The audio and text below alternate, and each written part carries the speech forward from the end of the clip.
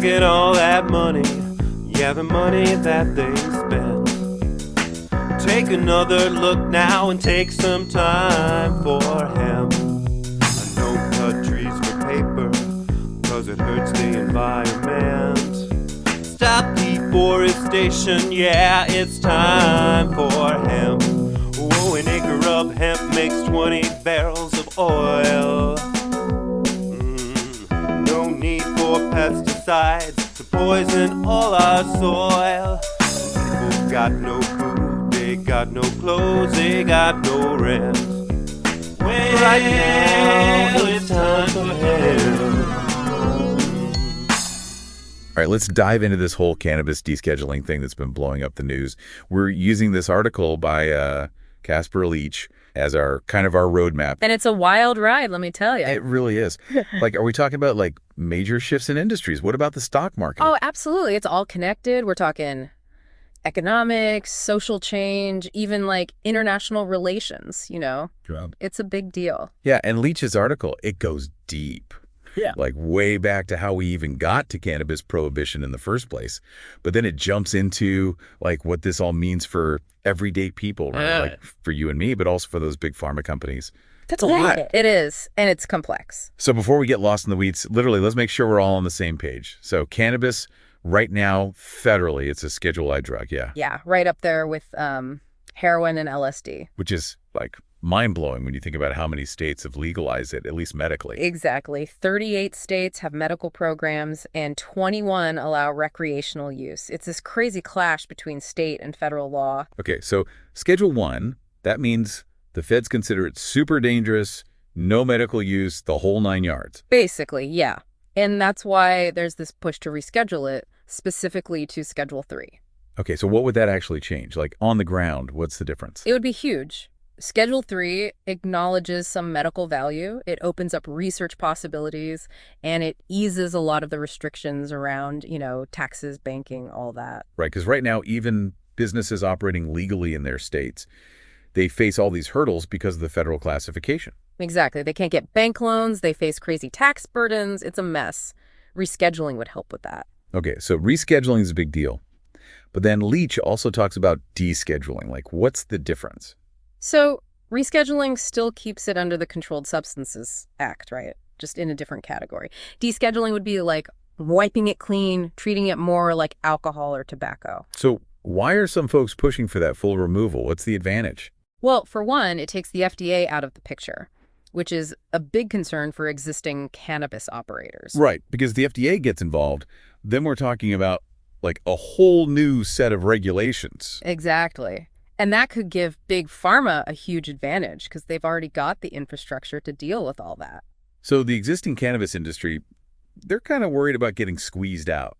Yeah, they see it as like this David and Goliath situation. And Leach also mentions the alcohol industry, which is, I don't know, kind of a surprise. They're for legalization. Yeah, they're seeing the writing on the wall. They know public opinion is shifting, and they want to be part of this emerging market. But they're not just like sitting back and watching. They're actually pushing for this. Oh, yeah. They've even proposed their own regulatory framework, you know, which, let's be honest, probably benefits them the most. But what about like the concerns people have, like underage use or making it harder for law enforcement to do their jobs? Right. Leach addresses that. There are definitely concerns about, like, how do we regulate this effectively if it's completely descheduled? And what about research? Like, do we even know enough about the long-term effects of cannabis to make this kind of a decision? That's a valid point. There's still a lot we don't know, and some folks argue that, like, we need more research before making such a drastic change. So we've got this whole mix of players, right? Existing cannabis businesses, big pharma, the alcohol industry, and of course, millions of people who use cannabis medically or recreationally. It's a lot to untangle. So how did we even get to this point? Well, Leach lays it out kind of like a timeline. It all started with President Biden's executive order back in 2022. Right. You wanted to review the scheduling and then the Department of Health and Human Services, they recommended moving it to Schedule III. So now it's in the DEA's hands to make the final call. But there have been some bumps in the road, right? Like that whole hearing that got canceled. Oh, yeah. That was wild. The DEA was supposed to have this big hearing about all this, and they just canceled it out of the blue. And then there's that judge, Judge Mulrooney, who publicly slammed the DEA, called their actions puzzling and grotesque. Strong words. So yeah, it's not exactly a smooth process. So even with the HHS recommendation, it's not a done deal. The DEA could still say no. They have the final say, legally, but there's a ton of political pressure. Public opinion has shifted a lot, so they gotta at least appear like they're taking this seriously. It's like a political thriller, and we're all just waiting for the next twist. Exactly. And it makes you wonder what's really going on behind the scenes. All right, so we've covered a lot of ground here, but I'm dying to know, how could this actually affect people's lives? Well, Leach gets into that, and some of it is surprising. Like he mentions the USPS. The post office. Well, what do they have to do with this? Well, if cannabis is rescheduled, it could change how they handle, mailing cannabis ads. It's oddly specific, but it shows how wide-reaching this could be. Wow, okay. So it's not just about dispensaries and doctors. It's changing the whole conversation around cannabis. Right. And then there's the impact on federal employees. Right now, using Schedule 1 or 2 drugs, that's a no-go for them. But rescheduling could change that. So we're talking about, a fundamental shift in how our government views this substance. Exactly. And then there are the global implications, like what the U.S. does influences drug policies worldwide. If we deschedule, that sends a big signal to other countries. So this isn't just an American issue. It could have ripple effects globally. Okay, let's talk money for a second. Leach mentions the stock market going crazy over this. What's going on there? Well, the potential economic impact is huge, right? We're talking about a massive industry that's just getting started. Investors are already betting big on these changes. So cannabis stocks are, going through the roof. Yeah, it's a gold rush. Okay, so we've got this whole web of stakeholders, economic potential, global implications, all hanging on this one decision. Where do we go from here? What do you think is going to happen? It's hard to say. The DEA is notoriously unpredictable. But, with all this pressure, with public opinion shifting so much, they can't just ignore it, right? True, but then there's that canceled hearing, the judge's criticism. Does that make them more likely to deschedule, like they're trying to avoid scrutiny, or could it backfire? That's what's so fascinating. We just don't know. So putting the DEA aside for a minute, what would be, the ideal outcome? That depends who you ask, right? The existing cannabis industry, they'd love full descheduling, but with some protections to prevent them from getting swallowed up by big pharma. And the alcohol industry, they're probably rooting for whatever gives them the most control, which might not be what's best for everyone else. Right. And then you've got the patients, the people who really rely on cannabis for medical reasons. They just want safe, affordable access. So it seems like there's no easy answer, no solution that makes everyone happy. Nope. It's going to be a balancing act, for sure. And that's what makes it so interesting to watch unfold. But we've covered a lot here. And I think we need to dive deeper into, the human side of this story. What does descheduling actually mean for people, for communities? We'll pick that up in part 2 of this deep dive. So let's talk about the people, the individuals whose lives could actually be changed by this. Imagine you're dealing with, chronic pain and nothing seems to help, or maybe you're a veteran struggling with PTSD. For a lot of folks, medical cannabis is a lifeline, but it's just not an option because of the law. Yeah, Leach really emphasizes that for many people, this isn't about, getting high. It's about finding relief, about living a better life. Descheduling could really make a difference for them. Absolutely. And it goes beyond the individual, right? It's about communities, too. Think about the economic impact, especially in places that have been hit hard by the war on drugs. Right, like creating jobs, bringing in tax revenue, helping those communities heal and rebuild. It's like flipping the script on the whole prohibition thing. Exactly. Instead of criminalizing something, you're creating opportunities, empowering people. But of course, there are those concerns, like the risk of increased underage use. That's something we have to take seriously. Yeah, no one wants to see kids getting into cannabis. So how do we balance that? How do we increase access while also ensuring responsible use? Well, regulation is key. Leach talks about the need for, strong evidence-based regulations. Things like age restrictions, clear labeling, public education campaigns. Right, kind of like what we have for alcohol, yeah. You can't just sell it to anyone, and there are rules about advertising and stuff. Exactly. We can learn from those models and apply them to cannabis. But then there's also the argument that descheduling would make it harder for law enforcement to regulate the market. Yeah, is that a legitimate concern? It's worth thinking about, but I think it's also important to remember that prohibition hasn't exactly been successful at preventing access. In fact, it's fueled the black market. By descheduling, we could actually be giving law enforcement better tools to address illicit activities. Interesting. So instead of chasing down illegal grows and dealers, they could focus on making sure the legal market is operating safely and responsibly. It's a different approach, right? Yeah, it's about moving from a criminal justice approach to a public health approach. And that ties back to the economic side of things. With descheduling, you could see a huge increase in tax revenue, which could then be used to fund those public health initiatives and support law enforcement. It's like a positive feedback loop, right? Yeah. You remove the stigma, you create a legal market, you generate revenue, and then you reinvest that back into the community. Mhm. But what about those existing cannabis operators? Leach talks about them being worried about big pharma. How could descheduling actually hurt them? Well, the thing is, with descheduling, you're likely to see more FDA involvement, which means more regulations, more testing requirements. And those smaller businesses, they might not be able to keep up. Right, they might not have the resources to navigate all that red tape, and that could give big pharma a huge advantage, could stifle innovation, limit consumer choice. Imagine a cannabis market dominated by, like, 5 giant corporations. It wouldn't be the same. Yeah, that would be a real shame. It really highlights the need for like smart regulation, Yeah. regulation that protects consumers and ensures safety, but also allows those smaller businesses to thrive. Absolutely. And then you've got the alcohol industry pushing for legalization, but under their terms. They want to control this market, and that might not be what's best for consumers or those smaller businesses. It's like everyone wants a piece of the pie. Yeah. Right. And it's important to keep an eye on who's pushing for what and why.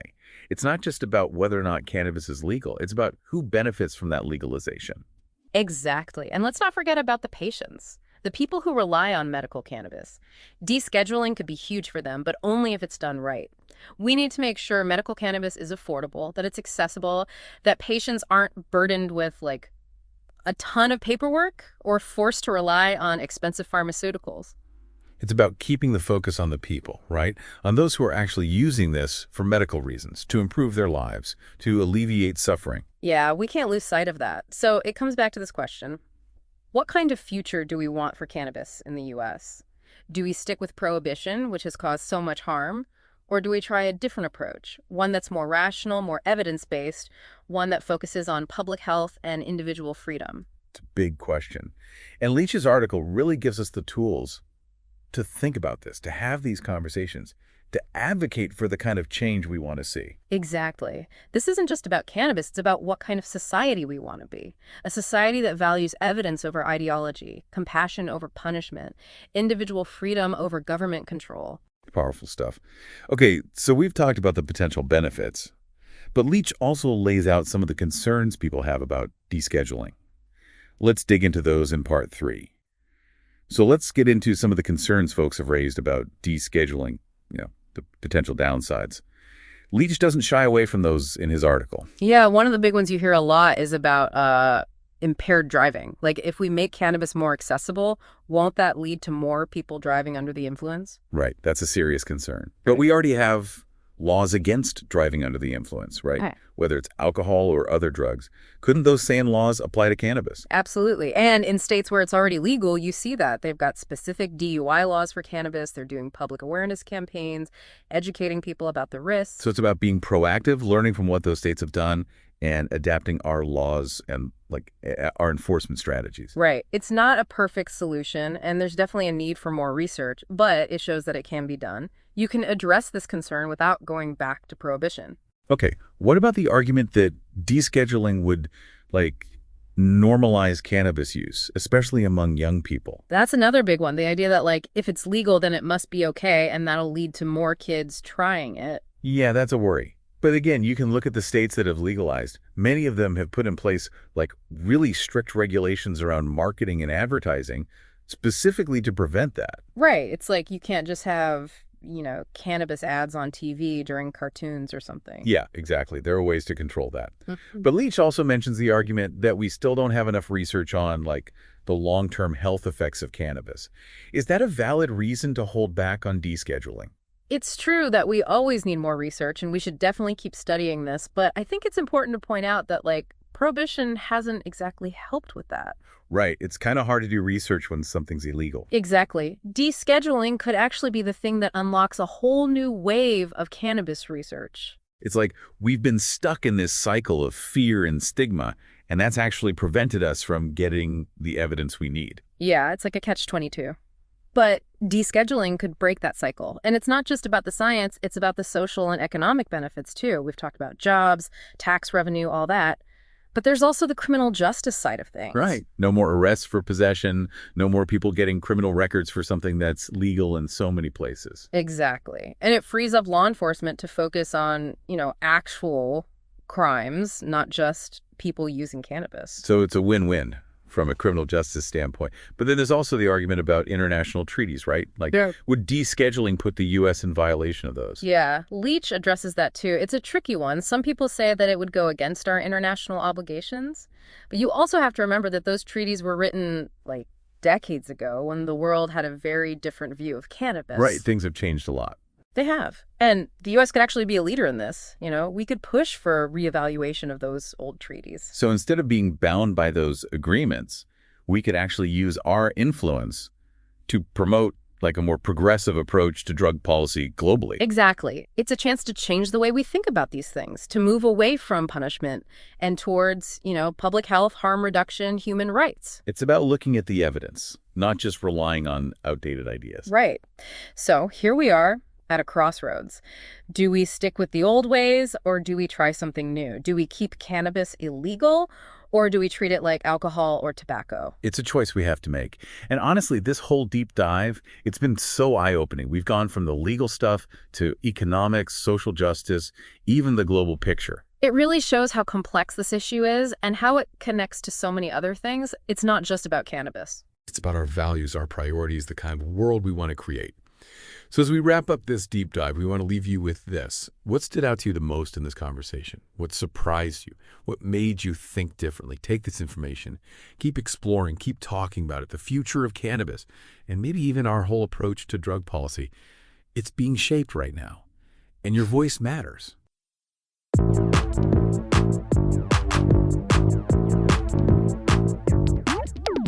Look at all that money, yeah, the money that they spent.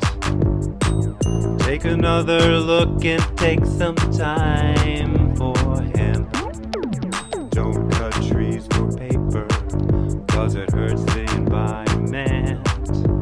Stop deforestation, yeah, it's time for hemp. Oh, an acre of hemp makes 20 barrels of oil. No need for pesticides to poison all our soil. People got no food, they got no clothes, they got no rent. Well, it's time for hemp. Throughout Earth's history, hemp's been used, no mystery. Hemp is legal to pay your taxes for more than a century. Check your faxes, the founding fathers made sense to me. It's time to grow hemp legally. It's time to grow hemp legally. It's time to grow hemp legally. Think of all the uses, it's money that's well spent. Right now, no excuses, it's time for hemp. Sustainable green industry, that's our intent. A better place this world will be, it's time for hemp. Fuel and food and clothes and soap. Housing, cars, yeah, cars, no joke. Henry Ford built a car of hemp. It's time for us to do it again. People be employed, balanced farming as it's meant. Right now, it's time for hemp. Hemp is the first necessity of wealth and protection of the country. Words of Jefferson Thomas. He grew hemp, why not us? It's time to lift the hemp ban. It's time to lift the hemp ban. Yes, we can. Yes, we can. You can make a difference. Yes, we can.